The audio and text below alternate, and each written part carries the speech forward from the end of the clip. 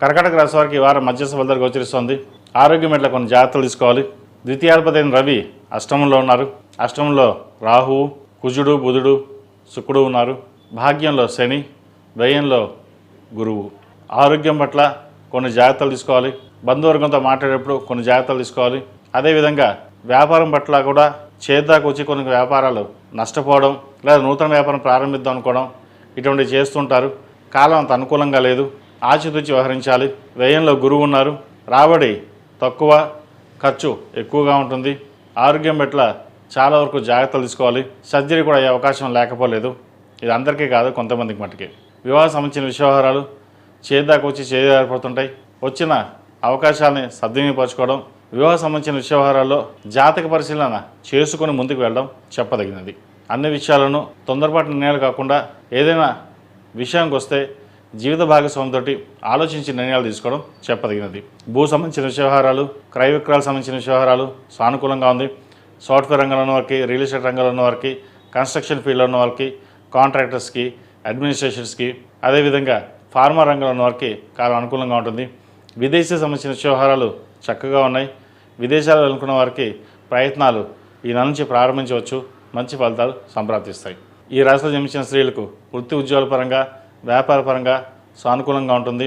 అదేవిధంగా నూతన గృహం కొనాలనే కళ నెరవేరుతుంది. బంధువులతో విభేదాలు వచ్చే అవకాశం గోచరిస్తోంది. వాటి విషయంలో జాగ్రత్త వహించాలి. ఫైనాన్షియల్గా కూడా ఖర్చు అధికంగా ఉండే అవకాశం ఉంది. సాధ్యమైనంత వరకు సేవింగ్స్కి వెళ్ళడం చెప్పదగినది. క్రెడిట్ కార్డులకి, లోన్లకి దూరంగా ఉండాలి. పర్సనల్ లోన్ తీసుకుని కొన్ని అప్పులు తీర్చడం, లేదంటే వేరే చోట ఇన్వెస్ట్మెంట్ చేద్దాం, లాభాలు బాగుంటాయి అని షేర్ మార్కెట్లో ఇటువంటి మనసు పరిపరిగా పరిగెడుతూ ఉంటుంది. అవసరమైతే తప్ప డబ్బుని ఖర్చు చేయకుండా ఉండడం, లోన్లకి దూరంగా ఉండడం చెప్పదగిన సూచన. వివాహ సంబంధించిన వ్యవహారాలు చేద్దాకా వచ్చి సంబంధం చేజారిపోయే అవకాశం గోచరిస్తోంది. వాటి విషయంలో జాగ్రత్త వహించండి. ఈ రాశిలో మించిన విద్యార్థులకు కాలం చక్కగా ఉంది. భవిష్యత్తు బాగుంటుంది. ఇప్పటి నుంచి మీరు చేసే ఏదైతే పునాది వేస్తున్నారో అది భవిష్యత్తు బాగుంటుంది.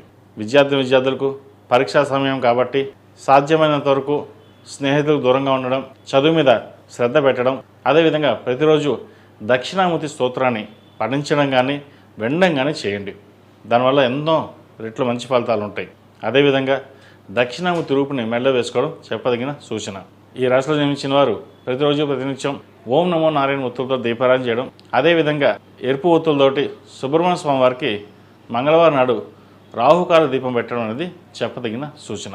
ఈ రాశిలో జన్మించిన వారికి కలిసి వచ్చే సంఖ్య 6, కలిసి వచ్చే రంగు తెలుపు. ఏదైనా పని మీద బయటకు వెళ్ళినప్పుడు సోమవారం కానీ బుధవారం అడిగిన వెళ్ళండి. మంచి ఫలితాలు సంప్రాప్తిస్తాయి. తదుపరి సింహరాశి.